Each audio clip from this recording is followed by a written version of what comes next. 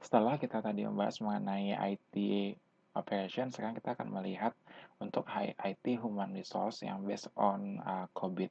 Di sini kita melihat based on PO7 terkait dengan manage IT human resource. Di sini akan dibahas 8 proses atau 8 function yang ada pada PO7 ini sendiri. Kita mulai dari dua yang pertama, yaitu personal recruitment and retention dan personal competencies. Nah, untuk personal recruitment and retention, yaitu proses perekrutan personal IT, harus sesuai dengan kebijakan dan prosedur organisasi, yaitu memastikan organisasi memiliki personel dengan keahlian yang diperlukan untuk mencapai tujuan.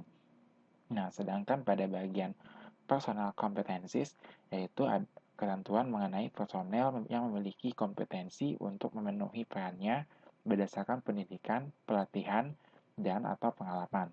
Nah, requirement kompetensi itu ditentukan dan di-maintain dengan menggunakan program sertifikasi dan kualifikasi. Itu apabila perlu. Nah, berikutnya masuk ke bagian yang kedua, yaitu staffing of roles dan personal training. Nah, untuk staffing of roles itu mengatur terkait bagaimana cara menentukan, memonitor, dan mengawasi framework peran, tanggung jawab, dan kompensasi, termasuk requirement yang sesuai dengan kebijakan dan prosedur manajemen, kode etik, dan professional practice. Sedangkan pada bagian personal training, yaitu mengatur terkait ketersediaan orientasi untuk staf IT dan pelatihan terus-menerus untuk mempertahankan pengetahuan, keahlian, kemampuan, kontrol internal, dan security awareness. Lalu bagian kelima yang kita bahas yaitu adalah dependence upon individuals, yaitu bagaimana cara memperkecil ketergantungan pada individu utama melalui dokumentasi, knowledge sharing, succession planning, and staff backup. Lalu yang keenam itu ada personal clearance procedure, yaitu bagaimana cara melakukan pemeriksaan background pada proses perekrutan IT.